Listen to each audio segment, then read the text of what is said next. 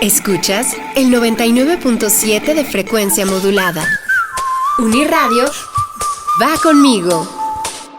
Hola, ¿qué tal? Muy buen día, soy Tere Vado y el día de hoy me encuentro en la Escuela de Artes Escénicas de la UAEMéx, donde en un momento más se estará llevando a cabo una masterclass con el coreógrafo reconocido Nicholas Palmquist. Nicholas Palmquist es un reconocido coreógrafo, ha trabajado en Nueva York, en Broadway, también ha colaborado en películas y pues su actividad ha sido reseñada en diversas revistas como Vogue y Dance Magazine. Nicholas, thank you for joining us today. Yeah, thank you for having me. To start off, can you tell us what initially drove you to the world of dance and choreography?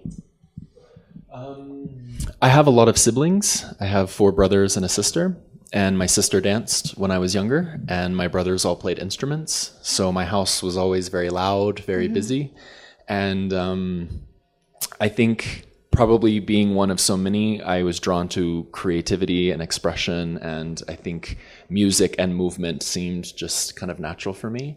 And I was lucky to have supportive parents that I did gymnastics, I did taekwondo, I did a lot of different things, and then I finally found dance, and it kind of fit. Okay. Your work is known for its dynamic and expressive style. Which are the aspects that you take in consideration in order to create a new piece and also a new narratives related to our times and needs? Well, I think because I'm a freelance teacher and choreographer, I travel around. I don't work for a company or any one organization. Everything I do is personal. So everything I create is, in some regard, based off of what I'm going through in life.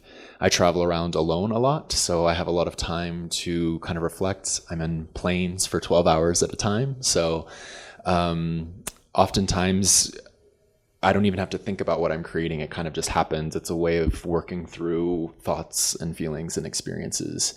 And that's what I'll be teaching today as well, how to take my idea and make it make sense to them. How can they relate their own personal experiences through some of my ideas?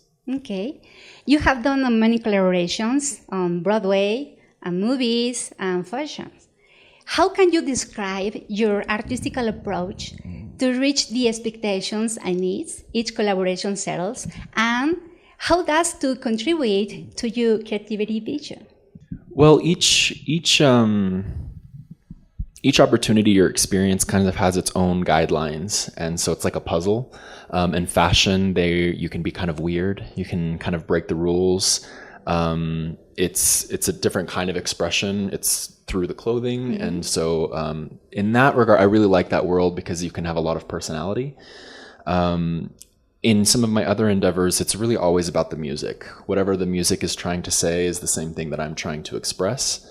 I like to use pop songs where you might not think there's a lot of depth to it, but then you can find how a lot of people can relate to the same concept or how to reinterpret an idea. But I don't really have an answer about how to do it successfully because I guess that's kind of up for interpretation. Like I said, it's always personal to me, and so sometimes it works and sometimes it doesn't. And then that feeds the next project. What worked or what didn't kind of gives me insight. Okay. Can you share a memorable moment or a challenging experience you've had while working on a production? I think one of the challenges that I often face as a teacher is people meet me for the first time, and I'm asking them to be very vulnerable with me. So the challenge that often I face is when I'm not able to speak Spanish here, for instance. Everyone can follow along with the dance steps super easy. Dance is a universal language, so everyone can follow along with the movement.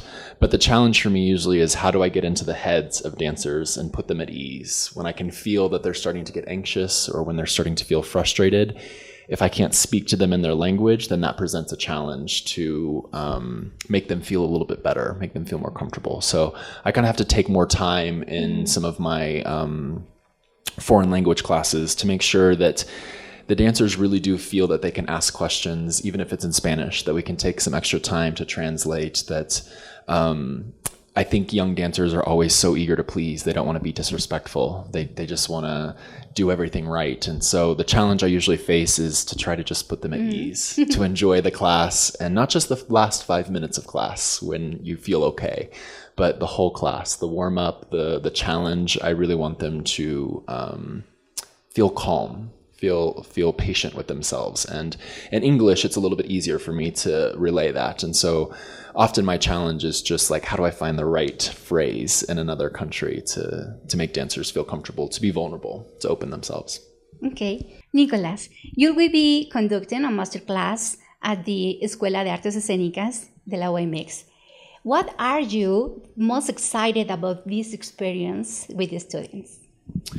I'm looking forward to giving them tools to take beyond my masterclass. So rather than just getting the steps perfect, I want them to take the ideas that we're speaking about and be able to apply it in a ballet class, in a hip hop class, maybe even in life, how this idea of figuring out how we learn and the process of learning is something that can apply in a lot of different ways. And so I'm really looking forward to not only sharing steps with them, but some tools for how to learn in a calm environment, how to calm their heads. That's what I'm looking forward to.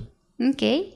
Well, Nicholas, thank you so much for taking the time to speak us today. We truly appreciate your insights and your enthusiasm. It's been a pleasure having you on Radio 99.7 FM and UAEMéx TV. Muchas gracias. Thank you a lot. Thank you very much.